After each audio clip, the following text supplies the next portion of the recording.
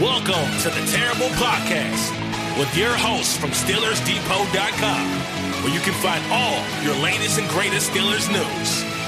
It's Dave Bryan and Alex Kozora, always lit, talking Steelers. And now, here's Dave and Alex.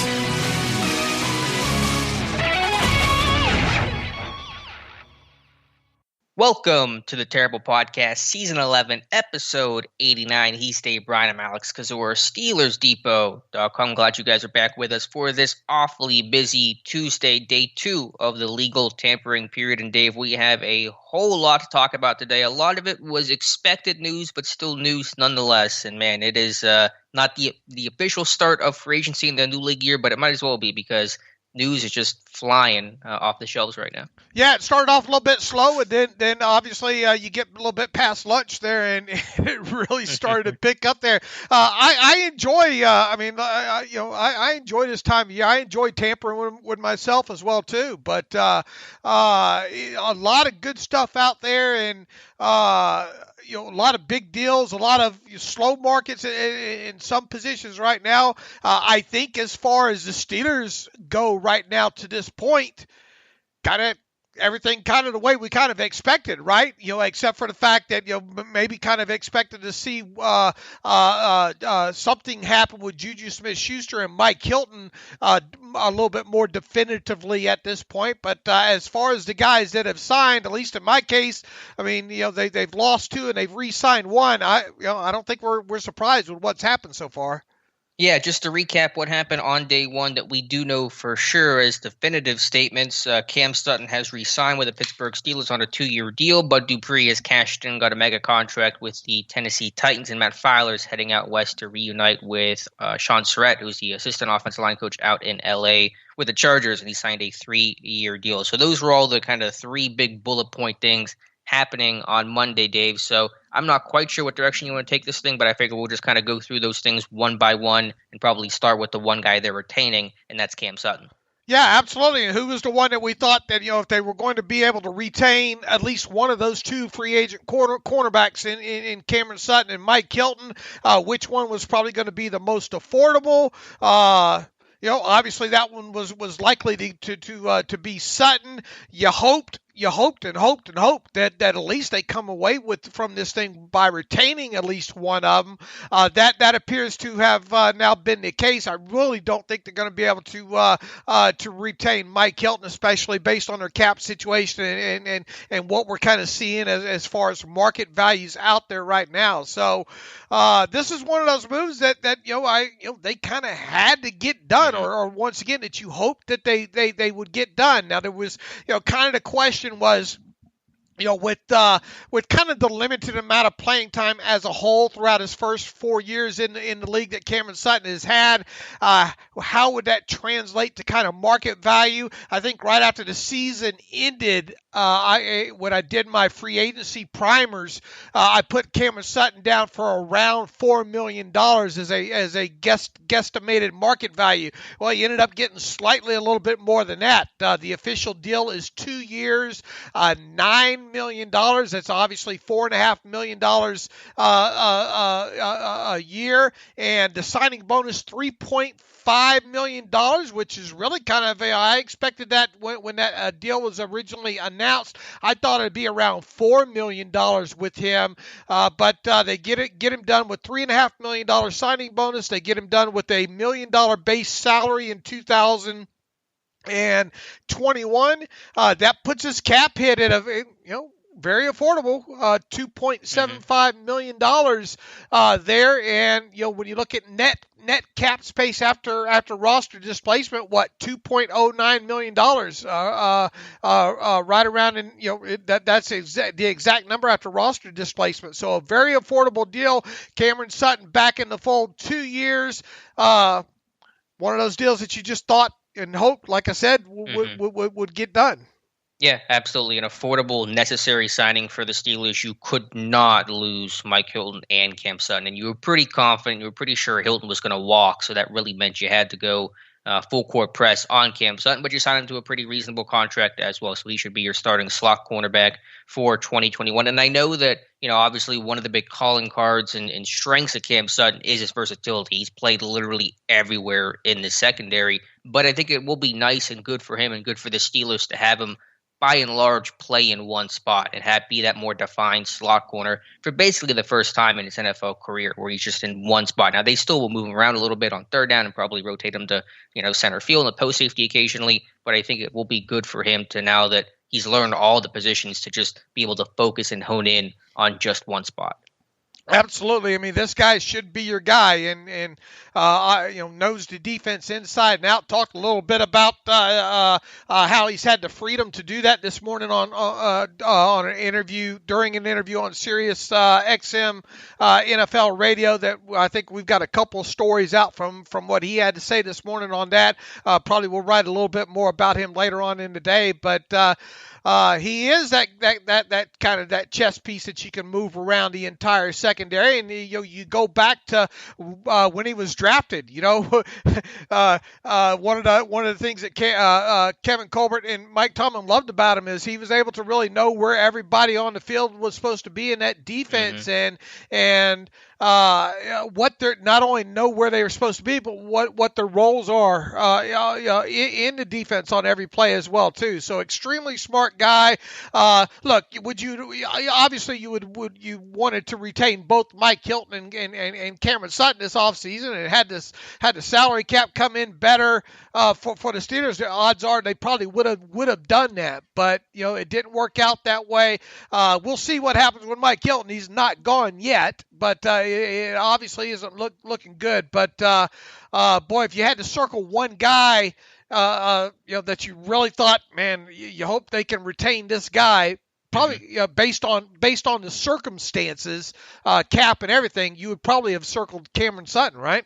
Sure, and we both did. We both thought he was going to come back, the most, I think, realistic, attainable, mid-level free agent for them to be able to re-sign, not counting about Zach Banners, Jordan Berries, et cetera, of the world. Now, I think Sutton is the better cover corner than Mike Hilton slightly, but while I do think Sutton has improved by leaps and bounds personally as a run defender, as a tackler, you're still getting a big drop-off from Mike Hilton in run defense and blitzing and some of the unique things Hilton was able to do, assuming he's gone, which I think is a very safe assumption at this point. So while I'm glad this team was able to retain Cam Sutton, there is going to be a very clear loss felt in terms of being able to play nickel against some 12 personnel, being able to blitz that nickel corner more often than the way that Mike Hilton did, and just Hilton's overall impact in terms of defending the run and getting in the backfield. Those are things that Sutton just won't be able to do at anywhere near that Hilton level. But on the flip side, at least if he can something that you probably wouldn't have asked Mike Hilton to do was to move to the outside if somebody went down. At least Sutton, they're obviously, you're right. There's a trade off here. I mean, how many tackles for loss Mike Hilton have over the last 4 years? I mean, like second most, I think, in the league of any DB, behind only Jamal Adams. I mean, and then even if you stack him up to regular linebacker defenders and all like that, he really stacks up. And I guess really the latest on Mike Hilton is what the Cincinnati Bengals seem to have some interest in him. I don't know if there's been any other reports out there, but based on some of these numbers, based on what Cameron Sutton got in the way of $4.5 million, I think we're going to be about dead on what we said about Mike Hilton. Somewhere between that $7 to $9 million range, and probably by the who knows? By the time this podcast ends, maybe Mike Hilton will have a home. But it really is hard to see him being back with the Steelers at this point. But at least they got Sutton. It is, yeah. At least they got Sutton. That is probably the best way to frame this thing. In terms of the guys they were not able to keep, we'll start with the big one. Bud Dupree is now a Tennessee Titan, or at least it will be official tomorrow when the new league year officially begins. He signs a 5-year, what was it, $82 million? Am I right on the number? I think up to 85. Is that what it is? Somewhere around there. I mean, it's obviously a mega deal. I haven't seen the specifics with that just yet. Let's see. They are saying with a max of $85 million. Okay. There, but I don't know if there's some playtime incentives in there or what, but $35 million guaranteed. Once again, I don't know if that's fully guaranteed or if that's guaranteed with injuries, but pretty stout deal. And not surprising, it's the Titans either. I think I put back in November on the Twitter machine, I can see him being a Titan, and that's exactly where he ended up. He fits with that organization with Vrabel and all like that as well too. It looks like he's making headway, real good headway on that knee injury. As soon as we get, here's the key point. Those figures should be good enough that it produces a third round compensatory draft pick value for the Steelers. So that's the long and short of it. People aren't going to probably worry about the where the decimal points are and what the cap charges are. I'll bring that. I'll post that as soon as I get it. But the main thing is it's a mega deal. Good for Bud Dupree. I mean, you want to talk about a guy that's kind of the last couple of years really come on as a pass rusher, has been good against the run for a while now. Neither you and I aren't surprised he's out the door, right? No, I don't think any Steelers fan's surprised at this point. Yeah, what's the number? $16.5 million per year was the I think the framing from Ian Rappaport, and that's what Byron Jones got from Miami this past year, and the Cowboys got a third round comp pick for him. And so by every projection, now there's still playtime stuff that'll factor into it and what the Steelers do, but every expectation this team will get a third round comp pick for the loss of Bud Dupree for the 22 NFL draft. So yeah, no surprise there that Dupree's gone, and it's a great home for him. As you said, playing with Vrabel, and the Titans needed pass rush help in the worst way. 19 sacks as a defense last season. No one had more than 5.5. I think only one guy had more than 4, Harold Landry. So that's a great scheme fit, team fit, and as you said, very happy for Bud Dupree. Absolutely.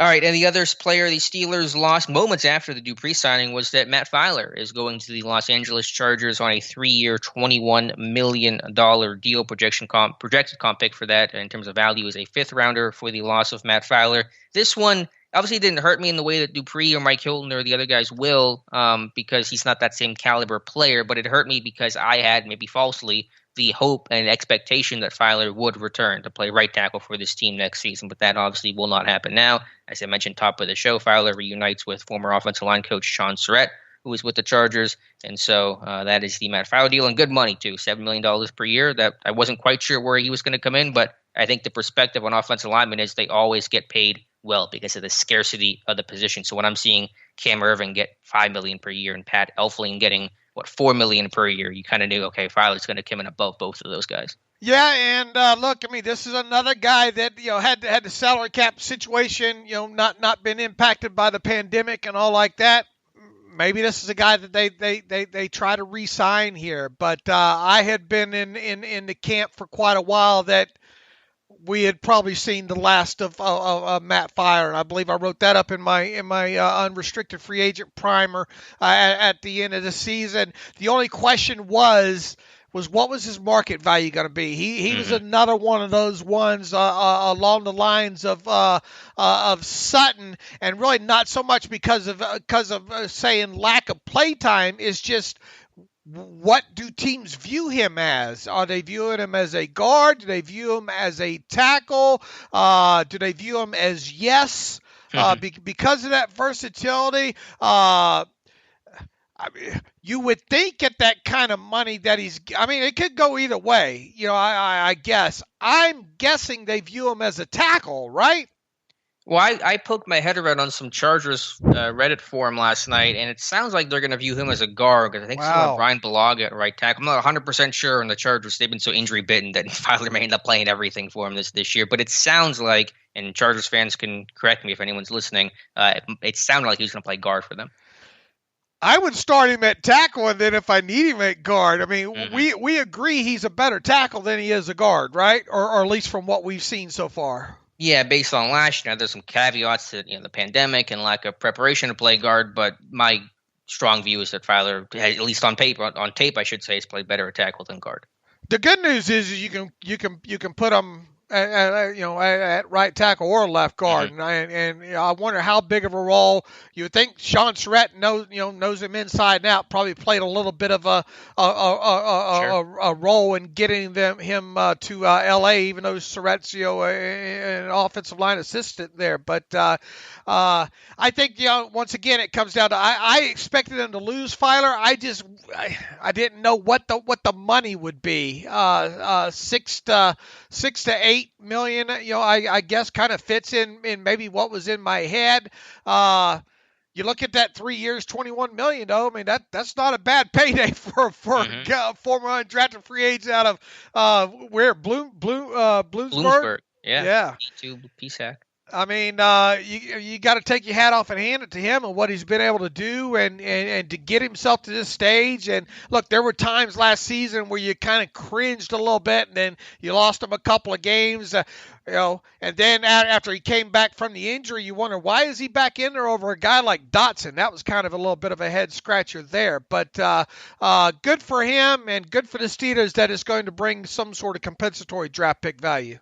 Yeah, it should be a fifth rounder based on what Nick Cortez said. And I think either Matthew Marksy had written about it or we'll write about it and just kind of add to that next line of former Steelers undrafted free agents. Now, Feiler wasn't originally a Steeler. He was originally a Houston Texan, signed with them, but quickly latched on to Pittsburgh. So he'll follow, Chris Hubbard and to a lesser extent BJ Finney and Alejandro Villanueva, who's going to get paid here the next couple of days as just former undrafted free agents that were molded up, ascended from practice squad to making the team to getting a hat to finding their way in the starting lineup. Versatile guys doing whatever they had to do to create value for themselves. Now they get paid. So very, very happy for Matt Feiler. Right. All right, Dave, the Steelers made one more re-signing on Monday, and it was their first announced re-signing. It was a name that was important, but probably not the one we were all waited with bated breath for. Kevin Colbert has re-signed for another year through the 2022 NFL Draft. So I'm not surprised by that, and the reporting and the thought we've always talked about is that he and Ben are probably going to exit together. So I'm guessing probably one more year for Kevin Colbert. That, and it does not move the cap needle. Of course, that would be the first place your head would go to. I mean, it was just probably a matter of time till this was announced, and I think Kevin Colbert has said for a while now that he's year to year, and look, we're all day to day, right? He's year to year, and the expectation I think for a little while has been, like you said, kind of tied to the hip there when it comes to Ben Roethlisberger. I know there's a report out there. I think Aditi says that he'll retire when Ben retires. We'll see. The thing is right now is he is signed through the 2022 draft. Will he make it to the 2022 draft? I mean, are you going to let the guy draft for you, or be part of the draft room if he's not going to be there past then? Who knows? But he is back for in kind of a given at this point for at least 2021, and we shall go from there.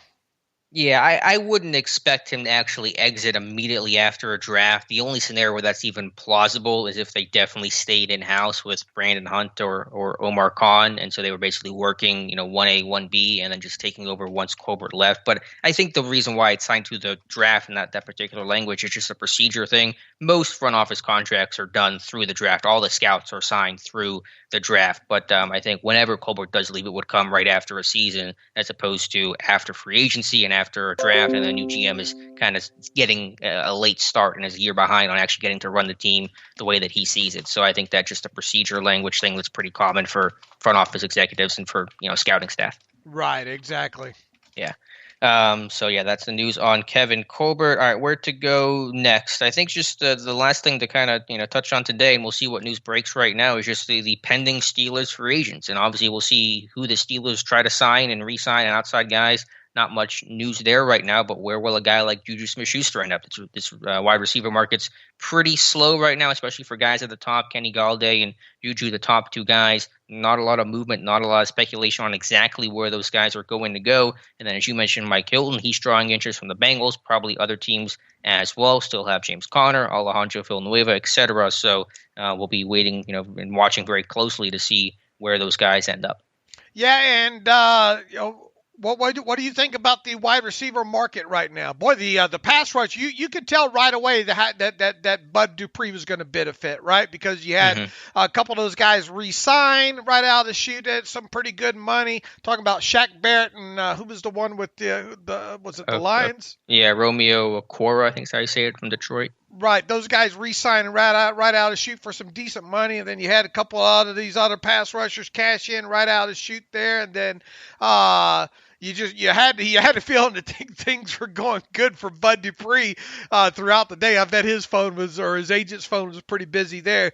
The wide receiver market really kind of got off to a slow start there. I still don't think it's going to impact Juju Smith-Schuster much of any, because I still view guys like Kenny Golladay and Juju as being at the top of that. But a few of those other guys a little bit who was the Titans wide receiver that signed? Corey Davis to the Jets. Right. What was that? 3 years? $37.5 million. All right. So not awful, right, for him. Yeah, the two big receiver contracts yesterday were Davis and Nelson Aguilar going. Where did Aguilar go? To the Patriots? Because they're signing everybody. Right. I think so. That sounds right. And they just signed Hunter Henry. I don't know if you saw that or not. Right, I saw that. Yeah, crazy loading up on offense. So those guys came in around $11 to $13 million per year, depending on how you view the incentives or not. So that's good money for them. And I would imagine that Juju and Kenny Golladay and probably Curtis Samuel as well coming above that. So that probably still puts Juju at a floor of, I would say, around $15 million per year. You think that low? Will you be surprised? As a floor, I think it'll come in higher, but I'm just conservatively as a floor. I think 15 is probably where that's at, because maybe the market becomes a little bit cooler. You never know what happens, but just as a floor, I think 15 is the low end of things. With one of those guys going to the Jets there, and one of them going to the Patriots, you would think that would kind of rule them both out for to be in the Juju market. I don't know. I mean, Patriots have a lot of money. Yeah. And they just signed two tight ends. And I mean, the Jets, I think the Patriots are out at this point, but the Jets, could they sign another receiver? I mean, it's not impossible. They got the money to spend. Right. I think the odds, at least what the odds makers say, would be Vegas and Miami Dolphins. Both those make sense. I don't, with looking at the money that Nelson Aguilar got, I'm guessing the Raiders weren't too keen on re-upping him. And wasn't there a little bit of fallout or rift between those two during the season as well too? Or didn't Nelson not have some? It seemed like I remember reading something about that. But I'm not shocked they didn't re-sign Nelson. But for the money that he went for, you would think that if the Raiders really wanted him, they would have been able to give him that money. Now, you obviously have a couple reports from the past several weeks saying the Raiders are very interested in Juju. At least they would have, Juju has talked about, how the quarterback situation might play a little bit into his decision. I'll tell you what, play a big part in his decision: money. Stop the presses.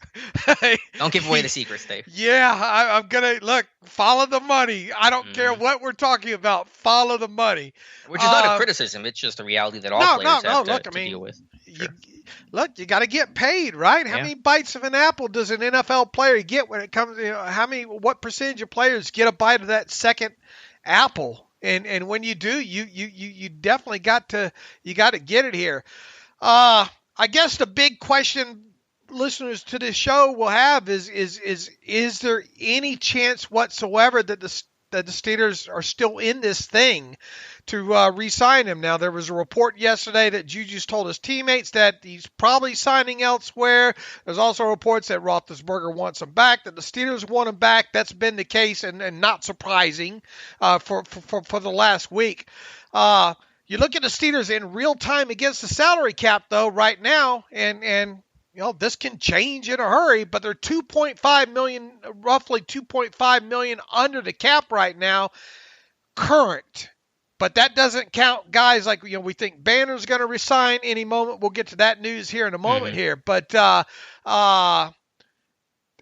that's not a lot of cap space unless you get super creative here. So I would think right now still that the odds are highly against Juju being back, unless something happens here, right? I mean, what would you give Juju re-signing any % of a chance at this point, or is it 99% and above that he's gone? Yeah, it's really low right now, Dave. Like 98% chance he goes. I'll just say this, not to derail the conversation too much. I am surprised. I'm shocked that they haven't done something else to create cap space, whether that's cutting Vince Williams or restructuring Stephon Tuitt or doing something else. If they want to make not even just Juju, but basically make any more moves at this point, they're going to need to do something to clear up more cap space. And I'm really surprised that we haven't at least heard about anything yet. Nobody can stretch a cap dollar like Kevin Colbert this time of year, though. But remember that, though, because of and obviously, yeah, you're right. I mean, if you want to re-sign anybody for much more than, minimum, yeah, right. You can afford a little bit. Roster displacement is a beautiful thing, and $2.5 million right now, especially when you look at some of these, the ones that nobody cares about, who would be on that list? Probably the Avery Williamsons, the Chris Wormleys, the Jordan Berries, the Jordan Dangerfields, the Sean Davis. All those guys are really headed now towards kind of qualifying contracts, which even come with a lower cap charge than what their minimum would be at this point. So when you talk about roster displacement and $2.5 million, you can shoehorn a lot of those guys into that number. Even Zach Banner, he ended his silence on social media last night. That probably means he's signed a contract, and it probably means that he's re-signed with the Steelers, right? But what is that number going to be? Is it going to be $1.75 million like it was last year? Is it going to be $2.25 million? Is it going to be a 2-year deal that helps bring his cap number a little bit lower in 2021? We'll find out. But whatever that is, that's obviously going to eat into a little bit of that cap space as well, too. Back to your point. You know me, I wake up, I get the coffee, I look at the NFLPA salary cap page. Sometimes not necessarily in that order, but pretty close. It has not. The only thing that we saw the NFLPA number move this morning was finally showing the Robert Spillane tender hitting. We've gotten this far along in it. Maybe Kevin Colbert just has those things ready to go and wanting to see the landscape of everything before putting, kind of these things in. Is that possible? I kind of thought, and I think I conveyed this to you on the show the other day, man, if they were going to do the restructure on Tuitt and Boswell by now, kind of thought they would have them done right now. Yeah, but if they were going to cut Vince by now, you think they would have cut Vince by now too? I mean, free agency effectively has already begun. Well, it has, but it hasn't. Yeah, but players are signing, teams are spending. I mean, if there's a time to cut them, it's now. Look, I don't know what we can read into Vince's tweet or not. I mean, it's dangerous to do that kind of stuff, to do. Yeah, that happened with Cam Sutton. Remember when we thought Cam Sutton was getting, well, we didn't think it, but that whole hubble, dust about Cam Sutton getting traded midseason. I mean, it's easier to read it more into what the Zach Banner tweet is, than it is Vince Williams. So, it's dangerous to do, but when you start putting 2 and 2 together, you start getting 4, right? We'll see. The biggest complaint I would have after, look, I mean, I've written and talked all offseason about how it's very, very plausible that Vince Williams could be a cap casualty here, and especially if he doesn't lower his salary down. The consternation I would have, and I think Vince should have as well too, is why the hell did you wait so damn long? Right. If you had a good idea wasn't going to be part of this puzzle here, then man, why didn't you let me hit the street sooner? That would be the main. Once again, the kind of the consternation I think I would have, and Vince should have, and fans should have as well too. Why'd you wait so long on this? Now Colbert will probably say, we were tight against this thing. We wanted to take a good look. We didn't want to rush into any decisions here. So We'll see. I mean, we're not at March 17th at 4 o'clock yet, right? So We're getting close. We are getting close, but we're not there yet. We're still over the 24-hour mark. Mm-hmm. I don't know. By the time we talk again on Friday, are we gonna be talking about former Vince Williams, and are we gonna be talking about these restructures? I don't know. I don't know. People were asking me too. What about Steven Nelson? What about Hayden? What about DeCastro and extensions there? You would think those kind of things would have happened by now. Mm-hmm. Yeah, I'd be pretty surprised to see an extension of any sort. Maybe Hayden, because if it's a voidable year thing, that is, I guess, less messy, less complicated to do. But I think if they're going to do anything, it would be a restructure or a contract termination of Vince Williams. But I thought if those things would have happened, they would have happened by yesterday at the latest. So who knows at this point? All right, if you had 2.5, if a train's leaving Chicago, my wife and I was talking the other day. Did you grow up having to diagram sentences? Did you ever have to diagram sentences and stuff like that? Obviously, No. I wasn't very good at it. But do you even know what diagramming sentences are? I don't. What the process is of that? No. Nope. Wow, you kids today. What is it, if you could sum it up? I mean, just basically, you're gonna. I had to take you through the process, but you'd basically have to diagram how a sentence structure is, and whether it be an adjective and what follows what. As you can see, I wasn't very good at it. Missed a couple of those days. Just read my writing, and you know that. Google diagramming sentences today, Alex, Okay. at some point, or by the weekend, and get back to me. But that's something you had to learn, and they used to teach in school there. Several people listening probably don't know what that means, and the other half are probably saying, "Man, I've gotten old at this point." But anyway, where were we? If you have $2.5 million in cap space and you get another $3.34 million in cap space, how much cap space do you have? It's 2.5 and 3.4 is 5.9. All right, almost $6 million, right? Mm-hmm. And what you could fit a lot in that cap space, right? Yeah. After displacement. Sure, absolutely. And again, this team will have to add some outsiders because they are getting gutted right now. And that's not a surprise. We knew that was coming. We've been saying that since August, pretty much, you and I, Dave. But they have no backup outside linebackers right now. Offensive line's a concern. Backup tight end's a concern. I mean, they're going to have to add somebody. They're not going to literally not sign anyone. Maybe that is still a mid-level or more likely a low-level type guy. But they're going to have to make some moves here, not just re-sign their own qualifying minimum level type deals.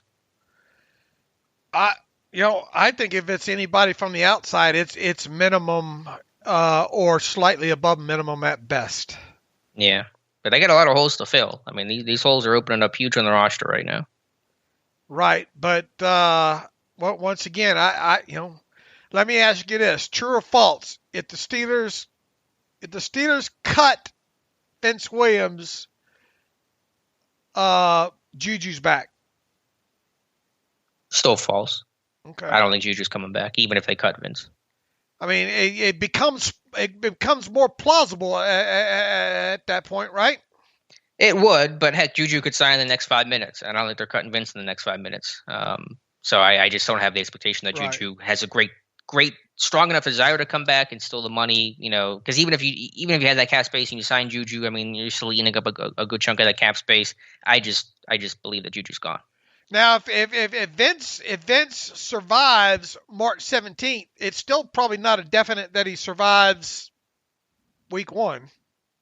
Yeah, that's true. But man, if you're going to cut the guy, just cut the guy. Like, financially what your path has to be, and whether that involves Vince being part of your roster or not being part of your roster. There aren't any major surprises right now in terms of the moves you are or aren't making. So, just pick a lane with Vince. I think it's the right thing to do, at least. And here's the thing too. At least based on what Field Yates put out there with the cap space, which really helped us kind of decipher what the B.J. Finney contract would be, because really there's been no other reports, I don't think, about the deal B.J. Finney signed, which is believed now to be a 1 year, not shocking, right? Qualifying contract with the minimum salary and benefit and all like that involved of 137.5. None of that surprise. It's just we have more kind of official word. But within that, it also, I think, kind of showed the pending Robert Spillane deal. And I guess what I'm getting at there is there was nothing within any of that gave you the appearance that there was a pending restructure or anything. Now, that was a couple of days ago. Once again, could that change quickly? Absolutely, it could. But there's just been no sign of it yet. Mm-hmm. Yeah, it's been very quiet on that cap front, and I really thought we would have learned more and watched more moves happen. But they could happen, as soon as we get off air, which probably they will. So I guess we'll just keep watch on things. More likely to be re-signed, if any, Mike Hilton or Juju. I think the odds of both are very low at this point. Man, I guess I'll go of those two, and it's crazy to say, but Juju is still more likely to come back, because I think just once you sign Hilton or sign Sutton, then that just means Hilton is gone. But I don't think either are coming back. Maybe the Steelers have told Juju, look, go take a look around out there and bring us back your best deal here, and maybe that's playing a little bit into the part of, you hate to see him use Vince Williams as the pawn like that, but who knows? But I mean, Kevin Colbert's really methodical in this kind of stuff, right? And he don't like to make moves until he has to, but we shall. I mean, we obviously, there was a report yesterday that Alejandro Villanueva Steelers are talking. I mean, that'd be surprising to see something get done there, right? I mean, you would even rank the probability of the Steelers re-signing Juju higher than Alejandro Villanueva, right? I don't know how exactly I would rank him, because I just think they're all in that very low category. Villanueva might not have as strong of a market, so maybe that could help him come back. I think it's a good point about Juju and potentially the Steelers jumping a lane. I think that was at least I think Jeremy Fowler made a reference to that the Steelers were going to let Juju test, or Juju wanted to test probably more accurately, and the Steelers could always come in with an offer once they got a good feel for where his market is at. But I just find the odds of all those guys, which has been our thought all along. Well, Juju's I've been more mixed on, but Hilton and Villanueva especially, I just kind of felt like those guys were gone. All right. Well, we'll I think we're going to have more to report by the time Friday rolls around. What do you think? Yeah, I think so. If they do go with outside free agents, where do you think they do land? Is it receiver to replace Juju if he walks? Is it edge to get some outside linebacker depth? Is it tight end, get some depth behind Eric Ebron? What direction do you think they could go, even knowing it'll be a cheap contract? Yes. I still I thought your Rivers choice was fantastic, man. Yeah, he's still out there. I mean, he should, and he'll be cheap for sure wherever he signs. I think Kelvin Beachum, if he hits free agency, if you can get him on a minimum salary deal, you think he'd be I don't think he'd be a minimum guy though. Well, could you get him for 2 years, where maybe you drive down the cap price then? Maybe. Could you get him something like that? Yeah. That's I think more realistic, because he's been a 16-game starter for 5 or 6 straight years now, and I mean, for offensive linemen, for tackles, those guys don't play that cheap. Right. Who else did you have on? Jesse James, obviously. Mm-hmm. I think that's a huge option for the Steelers. Potentially, you would think something like that would get done sooner rather than later. I pick a center, any center, for $1 million or less. It looks like that might flood. Maybe they can get another veteran center with some experience for on a qualified contract or something like that. But outside of that, I mean, I think you're going to see a lot of qualifying minimum salary benefit contracts for some Steelers like We'll see about, like we said, Wormley, Dangerfield, a lot of these guys that barely move the needle. It's gonna be like a salary cap clown car. How many can I shove in here? You know, Yeah. I really think that's the way it's going to go, Alex. And man, if they sign an outside free agent right now for more than $2 million a year, I'll be shocked. I think $2 million a year is even pushing it now at this point. I think that's fair, at least based on present and current circumstances. And Tyson Alualu, I mean, he's got to circle back, you would think, too. And the report was there's interest there in re-signing him, and you think he really doesn't have much of a desire to go anywhere else at this stage of his career. Right. And I've already outlined. I'm just itching, ready to bump that post back up on that veteran, qualifying. Look, you can get him back for a cap charge of like 1.2 something million dollars there. Why wouldn't it? It makes too much sense not to get that done. Now, maybe they can get him down even lower than that and not have to use that type of contract with him. Maybe get him to sign for just 1.075 million. But I think the way he played, I think he deserves that extra money, and heck, for an extra 200,000 in overall cap charge. Why wouldn't you? It just makes too much sense. If Tyson wants to continue one more year, to get him signed to that deal, it won't move the needle much. That's another reason to maybe still think, though, that maybe Vince might be out the door to help to afford some of those guys there. And Chris Wormley is another one.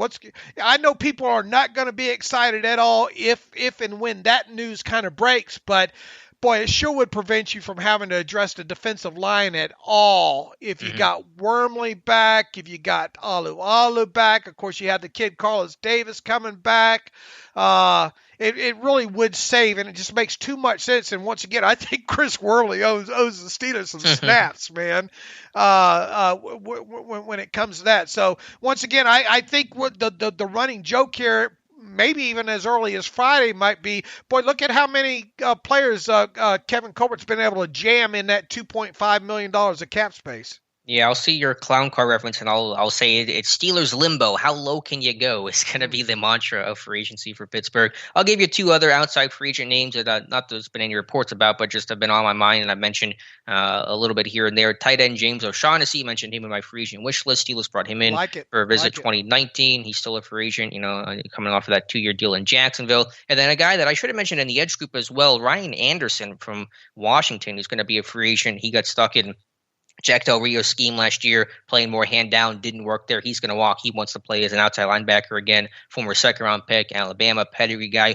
who actually had a decent 2019 season. I believe he had 5 sacks and 4 forced fumbles for Washington. So I could see him as, younger, edge depth. I think he's still only 26, 27 years old, and shouldn't cost too much considering how, of a bust last year was for him. I think he'd be good depth because you have to have a good number 3. And I'm fine with bringing back Ola, but I don't see Ola as a number 3 rotational guy. He's a number 4 special teams player. He has not proven it as an outside linebacker, especially as a pass rusher. You have to do better than that. So I'm fine with bringing back a Daney and even Cassius Marsh, I guess, on a minimum deal. But those guys are not number 3s. They are number 4, number 5 type, special teams players. And so you'll have to do better when it comes to a number 3 edge rusher in this draft class for that position is really weak. So I would really prefer this team to go ahead and sign, say, a veteran tight end and a veteran edge guy to give yourself some extra depth. And look, some of these guys that you're probably going to re-sign here in the next week, 2 weeks, 3 weeks, whatever. A lot of, they're not guaranteed to make the roster, and you're not going to have anything invested in them. The Cassius Marsh, the one main draw with him is the special teams play, and that's it. He would obviously, Danny Smith would have to probably be the one banging the table for him to stay past into week 1. I like Alex. I mean, you know how Kevin Colbert works. The types of guys that the Steelers look for. I don't think you had any bad. Once again, I think you're really gonna look good when they get Derek Rivers. We'll see. I really do. What are the Patriots gonna do with that Chase Winovich thing?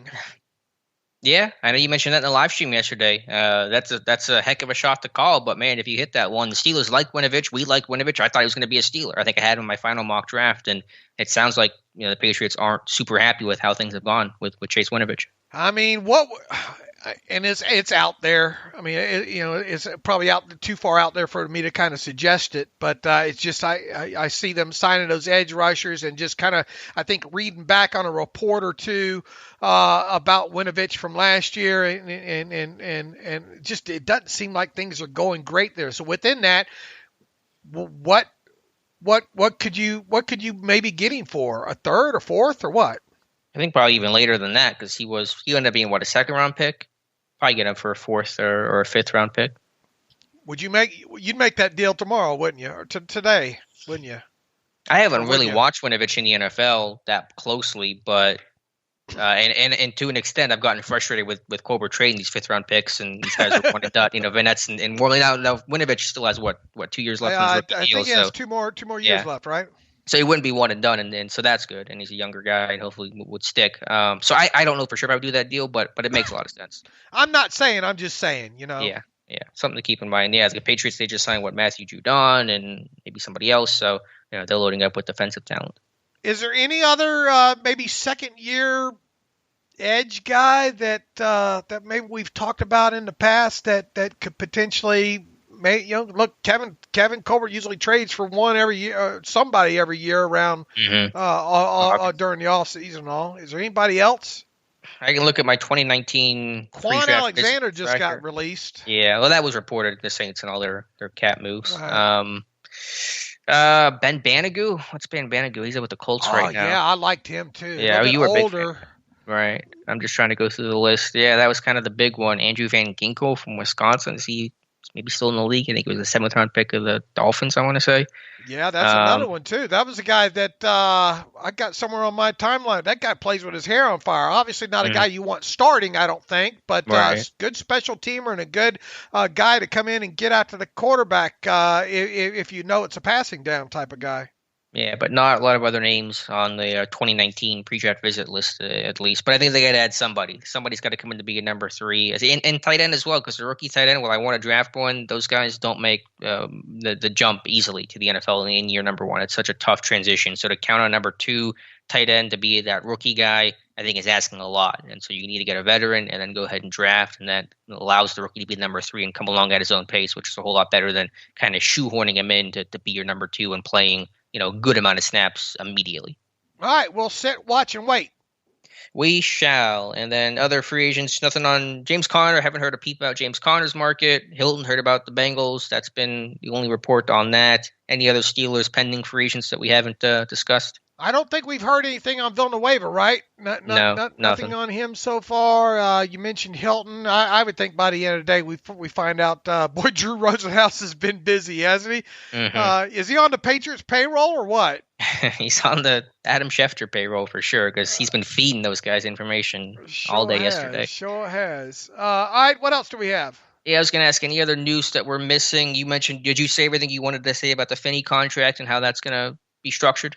Yeah. Okay. Should be a minimum salary benefit or qualifying contract deal there, and shouldn't move the salary cap needle. And once again, everything I have processed right now, and the NFLPA runs behind me a little bit, but I have them at a hair below $2.5 million in cap space, and that's with the $792,000 workout bonus placeholder, which is bound to hit the NFLPA at any time now. So you better go ahead and account for that as well too. So just a hair less than $2.5 million in cap space, pending something official happening today, like Banner or Williams or something along those lines. But you're not going to get it, any more real time than that.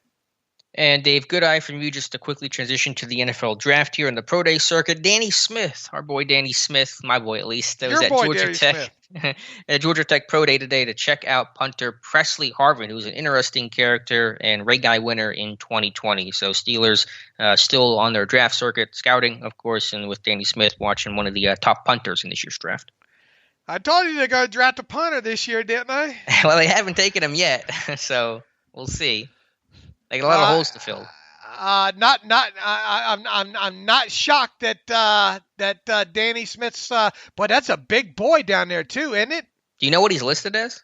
Like 250, isn't he? Yeah, 6 foot 255 is how they listed. I don't know how he weighed in today yet, but that's how the website lists him. Big boy for sure. And evidently got a. I haven't spent a lot of time going through his tape. And all. He did throw a touchdown pass against Miami, I think, on a fake, and it looks like even they're testing out his arm at that workout today as well too. I found that kind of amusing there. But look, I mean, the fact that Danny Smith's there means something, you know. Sure.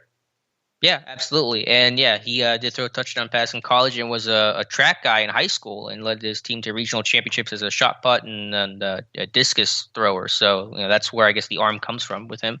And the Bengals agreed with Chidobe Awuzie on a 3-year deal. So that news just came across the wire. Who?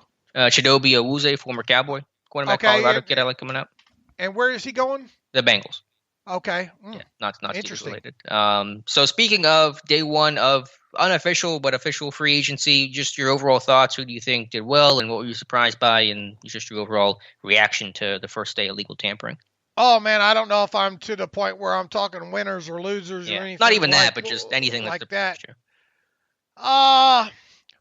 The Patriots. Just start with the New England and then just loading up on Patriots being busy, the Texans being busy. The Texans felt like just total quantity over quality, where they just signed a lot of like mid to low level guys, and I don't feel like that's going to move the needle for them too much. And let's see what else. The pass rusher market here. My overall take is kind of this. It's kind of with kind of what you and I have said the last couple. The top end of the market seems to be getting their money. Mm-hmm. I think where we're going to notice it here is starting here pretty soon when it gets into that third. We'll see I think Mike Hilton will be a good gauge of what the deal that he signs is as to what the second, third level guys can probably expect. But I mean, you are talking supply and demand. That plays a big part in this as well. Yeah, for sure. And so around the AFC North, the Ravens kind of made the first signing of yesterday, signing Kevin Zeitler to a 3-year contract because he was released by the Giants, so he could sign immediately. It was announced later on Monday, so that'll be a good get for Baltimore to rebuild that offensive line, especially since they're probably going to end up trading Orlando Brown at right tackle. The Bengals lost Carl Lawson. I'll be very glad to see Carl Lawson out of the AFC North. I did sign Trey Hendrickson of the Saints, and the Browns signed John Johnson, probably the top safety on the market, which is a really solid signing for Cleveland. And the Ravens lost 2 of their pass rushers, right? Yeah, they lost Judon and who else? Said 2? In Guakwe, right? Oh, right. Yannick, who went to the Raiders. So yeah, good call there. That's pretty decent blow to a defense there. But anyway, yeah, we'll further look at this thing here moving forward. For sure. All right, Dave. Any other topics we didn't touch on that you want to get to today? I'm just trying to go through the news of yesterday. There was so much news yesterday, trying to keep up and remember it all. Right. I think we got most of it, didn't we? Yeah, I'm just looking here. Let's see. Former Panthers tight ends going to the Jaguars. That probably means maybe O'Shaughnessy won't come back to Jacksonville. So that's just some news of the day. It's going to be flying in all day. All right, Dave, let's get to some reader emails and close out today's show. All right, let's do it here. Do we have any other quotes that we needed to go over? Cameron Sutton, any takeaway from that as I try to pull up my email machine? Nothing crazy from that. I do want to mention, I don't know how Ben got on this podcast, this horse podcast. Let me say it more professionally than that. This was the Along for the Ride with Andrea Fapini, which is, I think, a horse. I'm not entirely sure what the podcast is. They were talking about horses and Ben's background growing up around that. But anyway, he was talking about, from a Steelers standpoint, the retirement of Marquise Pouncey and obviously how much that affected him and how there was a moment in time where he sat there and said, I'm not sure if I want to keep playing knowing that Pouncey has retired. And let me read the exact quote here whenever I can find it, which I'm struggling to do right now. He says, quote, "That is one of the biggest killers going into this year, not having that guy with me because he is the best." So obviously, we all knew it. Been profoundly impacted by Marquise Pouncey's retirement. All right, Jelani writes in, "Hi, hey Dave and Alex, love the show as always. The 2 most talked about positions have been the O-line and running back as they should be. My question is, do you think running backs make O-lines look good run blocking, or do you think a good run blocking O-line make a good running back? The reason I ask is since Bell left, he hasn't been the same running back because his O-line with the Jets wasn't good. And the same, I think, goes for Elliott, who has been playing to his level. But for Cowboys, offensive line hasn't been the same. With Zeke for 2 or 3 years. Also, as much as I think Connor isn't a premier back or hasn't played up to it the past 2 years, he did in 2018 put up good numbers when Bell held out. But do you think with that reason they should go O-line first and then running back? Jelani, look, I mean, people know how I feel about running backs. You know, all that said, do I think there's a strong chance that the Steelers draft one of those 3 top running backs this year, either in the first or second round? Yes. Get used to learning as much as you can about Najee Harris, Javonte Williams, and Travis Etienne, because I have a strong feeling one of those 3 are going to be a member of the Steelers. I don't know if it's going to be first round, second round, whatever. I think a lot of that goes hand in hand, O-line and running back quality. I mean, there's going to be times where offensive line does a fantastic job and makes life easy on a running back. There's also going to be times where, and really I think sometimes where the difference comes sometimes, especially on not so great offensive lines, is running backs that can create, especially when there's trouble. The Steelers definitely haven't had that. You know, and bless James Conner's heart and all like that. Been interesting to see. You know, had he had a little bit better offensive line these last couple of years. But to me, the answer to your question is yes. And I know that's not what you want to hear. Probably you probably want me to go either or, but I think you need both. Well, Alex? You're right. You need both. You need good blocking tight ends. You need a good run scheme. You need receivers who get involved that help create the big runs once you get in that second and third level. But to me, you build your team inside out, and you need to have. You will have a much better run game when you have a good offensive line and an average running back than you will when you have an average offensive line and a good running back. So I think it starts up front, starts with your O-line. That makes the running back's job a whole lot easier. It doesn't require you to have an elite talent to create as often and to make things happen. So when I'm building a team, I'm building up front, starting in the trenches. And I think last year there were numerous issues among and along the run game, including running back scheme,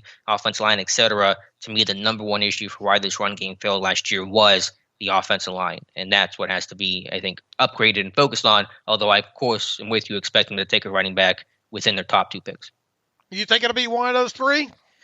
The only question is if they don't take him at 24, will any of those 3 be there at 55? And I think that's maybe. I mean, we don't know, but it's debatable. So basically, I think if you're saying it's going to be one of those 3, you're saying there's a very strong chance they will take a running back at 24, which I think is true. There's a good chance of that. But if they don't take one at 24, will any of those 3 be there at 55?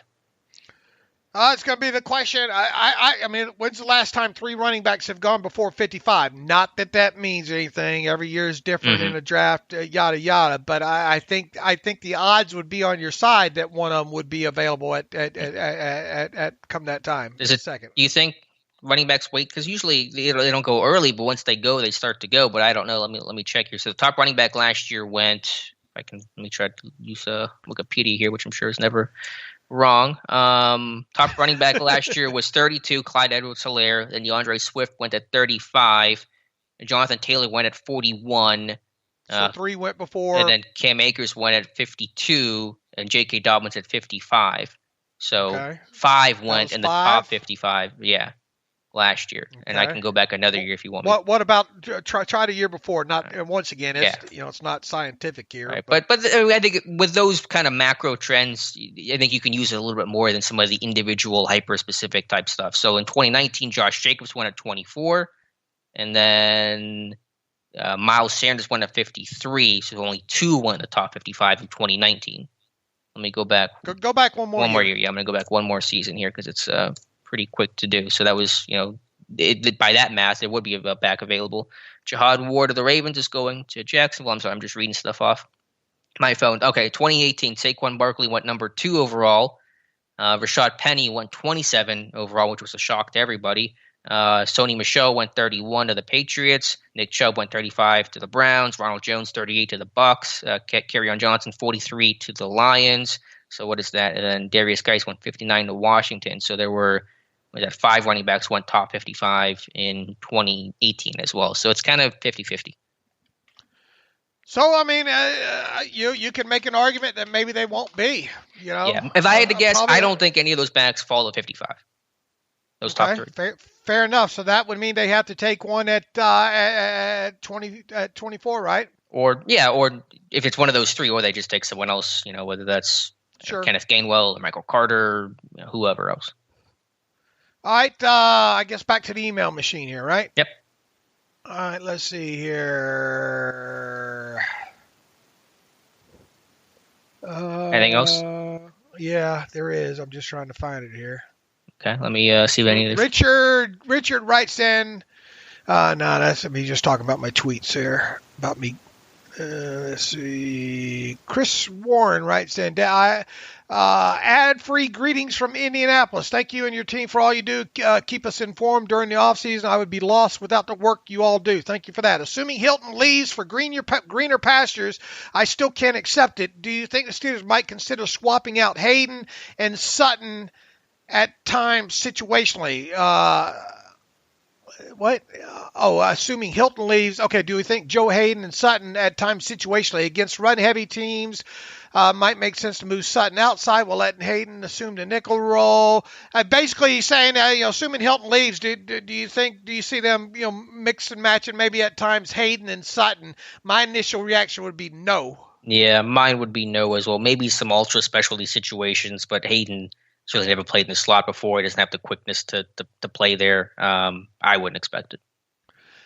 Doug Walter writes in, hope all is well. A few weeks ago, Colbert made a comment about draft prospects who opted out for the 2020 season, saying something along the lines of feeling more comfortable with the evaluation of players who chose to play in 2020. Assuming the rest of the NFL feels similar, there could be some top flyer prospects sitting there when the Steelers are on the clock. I've circled 3 prospects that opted out for 2020 that would look great in the Steelers uniform. My question is, of these 3 prospects, who would be the best fit? Let's see here. Micah Parsons, Caleb Farley, or Rashawn Slater, Northwestern. I don't know if you can go wrong with any of those guys. I think Parsons would be a great fit as just that athletic off-ball linebacker type. Does he fall to Pittsburgh at 24? We'll see. Slater would look good. The question was, where would you play Slater? Would you keep him the tackle? Could you kick him to center potentially? Some people have talked about that. I think Slater would be maybe the best fit in a position of, I think, need. But I'm not sure if any of those guys are going to be there 24 also, to be honest with you. I haven't watched Farley. Just a little bit of Slater and just a little bit of Parsons, really. So, yeah. What were your thoughts on those? On those 3 will be gone in the first round? Yeah, I think so. Parsons, maybe it's debatable. Slater's probably going to go top 10. Again, guys can drop. This draft's unpredictable, so I don't want to sit there and just say they won't be there. I think Parsons and Slater would be good fits at Pittsburgh. Voiding years. This one's from Rick McKee. Dave, can we get a terrible take from you about contracts with voiding years, specifically Taysom Hill's contract, as it seems to be the most extreme? How do they work?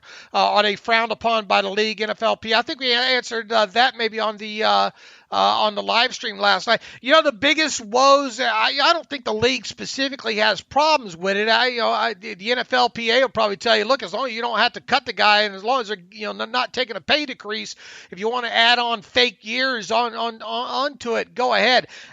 The biggest consternation I think people or the league or the NFLPA might have, maybe the NFLPA wouldn't have a problem with it, but is the fact that why are you putting those kind of salaries in the voidable years? All that's, it kind of falsely drives the position average yearly valued number, if you know what I mean. If the contract is going to void and it's going to void and there's a date that it's going to void, they just put minimum salaries in there like the Steelers did with Ben Roethlisberger. My thoughts on him, I understand why, as Alex says, it's a new rage, or why all the kids are doing it is because of not having that extra say $25 million in cap space, the league probably thought they were going to have this year prior to the pandemic. Desperate times calls for desperate measures, and I think we've seen quite a few of these voidable type years in an effort to kind of lower the cap space on players, but yet not tie them to longer deals on top of it there, and essentially let them hit the free agent market earlier. Anyway, it's a different. I think it's one of those difficult conversations when it comes to the Steelers. If you want Joe Hayden to do something like that, I mean, yeah, you got a guy like Ben Roethlisberger to do it there. But that's a tough conversation, I think, to have with a guy like Joe Hayden, because you're essentially saying you're gone after this year. But we want you to do us a favor first. You know what I'm saying? Sure. So in the end, do I dislike this, the voidable year concept? No. It's unorthodox, especially when it comes to a team like the Steelers. But the fact of the matter is that the biggest thing that I think people would have issue with here is putting those extreme salaries like they did with Taysom Hill in there. It's stupid. Yeah, I think that's fair. The question for you, and I guess no one knows the answer to it, but I know that most teams are using the voidable year method because of the cap crunch this year, but now they kind of realize that this thing can work out pretty well for us, at least in the short term. Will we see that happen more often going forward, even under normal cap circumstances? Because it is a fantastic tool to clear up a lot of cap space in really short order. Right. Do you think the teams will continue to use this and lean on it more and more, realizing that, hey, we actually, when next year we're up against the cap just for normal reasons, we can squeeze some extra money out using the voidable years? I mean, it's possible. I'd like to get Joel Corey's take on how that's viewed on probably both sides. Yeah. Teams probably like it. Well, teams like it too. Yeah. Well, the question becomes too, the terms of paying out that signing bonus, which you would think is still going to get paid out in the same year. Now, obviously, for accounting purposes, it's stretched out, yada yada, and all. How does that play all out into this as well too? Once again, I know the ins and outs of it. I know everything related to it. I just wonder how the actual player and the agent and the team feel about that kind of stuff. Mm-hmm. Yeah, that's fair. But I do wonder, and I do think we'll see it more often going forward, because it had been used in past years, but very rarely. And now I think now that everyone's using it and seeing the value in it, you're going to see it more often going forward. All right, Brett Nile writes in, listening to discussion about Big Ben's opt-out 5 days after the Super Bowl, and you suggested that this means that the Steelers will definitely have a $10 million cap hit in 2020. As I think about it, I don't think that's the case. Obviously, if Ben wants to play, they will definitely void that contract. However, if he is indeed ready to retire after 2021, then the incentive does he have to void the contract? Brett, you got to read the fine print, brother. But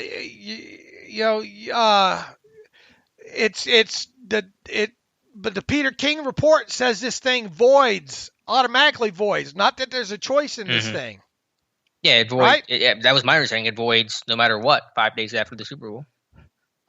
So yeah, if the language in there, and I think Brett's probably missed a couple of podcasts in here, because didn't we talk about the whole Drew Brees angle and then about the date and how if it didn't automatically void, how they could push it to the June? For a lot of things that Brett has in here, we covered about the June 1st and all like that. So Brett, I don't know. I would go back and listen to several podcasts here, because it seems like you missed quite a few of them here. And the latest Peter King report from about, what was it, a week and a half ago, was that the contract voids 5 days after the Super Bowl. Not that there's a decision that had to be made there. Was that the way you took it, Alex? And also, because there's some base salaries in there at minimum levels, it would make sense that it does void automatically. Mm-hmm. Yeah, my understanding was that it voided. It wasn't an optional type thing. It just it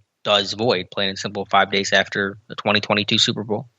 So, Brett, I would go back and listen to a couple of those podcasts and get caught up there, because I have a feeling that you probably missed a few of them in there. What else do we have here? Matthew McCarthy writes in, Kevin Dotson, position flexibility. Big fan of the show, never missed an episode. Started listening 5 or 6 years ago, blah, blah, blah. As far as the 2+ hour episodes, I say to listeners who complain about it, don't listen to the whole damn episode then. In other words, Matthew's in favor of the longer episodes. He goes on to say it's well documented that there's lack of depth in this year's center class. In a draft, top talent coming out may have major red flags. Talking about Creed Humphrey has T-Rex arms. Landon Dickerson had ACL tears in both knees. And the mid to late tier options have serious questions about level of competition, i.e. Quinn Miners, Trey Hill from Georgia, Drake Jackson from Kentucky, Josh Myers from Ohio State.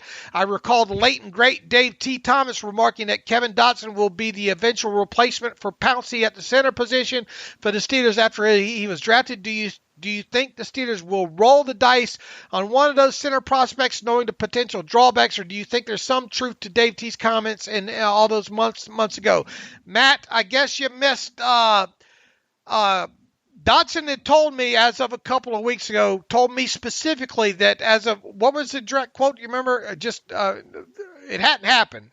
Yeah, I don't remember the quote, but Dotson just said they had not been talked to about playing center. Right. Now, could that change? Yes, obviously that could change. But as of right now, you would think they intend every bit of Kevin Dotson to be the left guard moving forward, especially now they've lost Feiler and on top of it all. Not saying that it won't. Look, I mean, I was that guy that talked quite a bit based on comments in the past after the team drafted, after Todd Haley talked about Gerald Hawkins. I always thought Gerald Hawkins, based on what Todd Haley had said, that maybe there was always a chance of him playing some guard. That never happened there. I understand because of Dotson. I think, didn't Dotson say that he got a little work somewhere along the line at center after being drafted or something along those lines? But that hasn't happened, and according to Dotson just a couple of weeks ago, he hasn't been asked to do that. So that's where we stand in that. Yeah, I fully expect Dotson to be the left guard week 1. And even if you did move Dotson to center, well, then who's your left guard? I mean, you're just moving chairs around. I mean, with Finney, it just wouldn't make a lot of sense. So yeah, some of these center prospects have questions? Sure. Most guys are going to have prospects. There aren't, unless you're picking top 5, there aren't any perfect, flawless type of prospects. But I fully expect them to take a center, also very early in this draft. All right, one last one from Pastor Joe Green. If the Steelers have a fairly even evaluation on the top 3 running backs, and if no running backs go before pick 24, would you be willing to trade back and still get one of the top 3 and an extra second or third round pick? If you ask me if I'd be willing to do that, and if all things were created equal on these 3 top running backs, I mean, yeah. I mean, I think you should be open to that. Now, does that mean trade out of the first round and give away the fifth? That's another huge thing in first round picks now that really has to be taken into consideration is that 5th round option that comes with those. Never say never, I guess, right? But I would be shocked if Kevin Colbert were to trade out of the first round and give away a 5th round option potential of a first round draft pick. Now, could he move back a couple of spots and maybe pick up a second or third round pick in order to maybe still get maybe one of the top 3 running backs? I mean, I think that's totally plausible, but to sit here and, I mean, we could have endless conversations about speculations about trading up or trading down, right? Yeah, I mean, you really don't know those scenarios until you're basically on the clock and you know exactly who's on the board and what the rest of the board looks like and who wants to move up and move down. Would I be in favor of trading down? Absolutely. I think teams should do it more often, especially in a year like this where, again, Pittsburgh is just being gutted right now. They have so many holes to fill, and they don't have a ton of draft capital to do that, at least this year. They'll have it next year, but not for 2021. So, yeah, I'm all for it. Now, does that mean trading out of the first round? Probably not. I don't think Colbert would do that. But you're 24, so you can still move down 5, 6, 7 spots and still stay in the first round and still maybe pick up a third-round pick in the process. So I'd be totally in favor of that. Will it happen? Historically, Colbert almost never trades down the first round, just once back in 2001. But I think you need to have as much draft capital as possible this year. Makes sense, and we'll obviously see a lot of time to talk about it beforehand. Anything else we need to cover, late breaking or anything before we get off this thing? Oh, no, I'm sure it'll break 4 seconds after we hang up. Let me see if any other news coming across here. Nothing really, but I'm sure maybe by today, we'll know where Hilton and Juju and whoever else is going. We'll find out. All right, and depending on kind of the flurry of things that happen here in the next 24, 48 hours, we'll determine whether or not we have maybe a Wednesday or Thursday podcast. In the meantime, just stay tuned. We had a great turnout for the YouTube live stream Monday night, didn't we, Alex? Yeah, I think maybe record turnout potentially. I'm not 100% sure what the old number was, but we almost topped out around 200 people at Monday live stream. So that was awesome. I figured we would have a good crowd because of free agency and just kind of the fervor around that. So really excited for that. And check out the YouTube channel as well. Are we going to do that again on Monday? I'm not sure. I mean, we're not scheduled to. Maybe we should do the podcast on Monday because I imagine we're going to have a decent amount of news to talk about come Monday, but we'll kind of play things by ear. All right, so stay tuned. We'll let you know if the schedule changes. As of right now, we're looking at Friday, but if we have to get on earlier than that. What's today? Okay, what am I thinking? Today's Friday. Today's Tuesday. Oh, I'm all over the map right now. Maybe we should do it. We'll play by ear. Maybe Wednesday, maybe Thursday, as you said, Dave, and we'll keep you posted. Yeah, it'll all go by the flow of this news and all like that. I mean, obviously, if a lot of things happen here in the next 48 hours, don't want to wait till Friday to talk about it. So stay tuned, as they said. So in the meantime, you can follow me on Twitter at Steelers Depot. You can follow Alex on Twitter at Alex_Kozora. Follow the show at Terrible Podcast.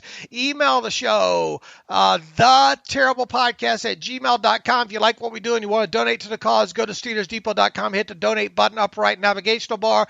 Also, if you like an ad-free version, all the cool kids are doing it. Ad-free version, $25 for 1 calendar year. Go to SteelersDepot.com. Hit the ad-free button up right navigational bar to sign up for that. So, how many? What have we gone? An hour and 15 minutes here. It feels like I've been on 2 hours and 45 minutes. I can go that long if you want me to. I think we're good.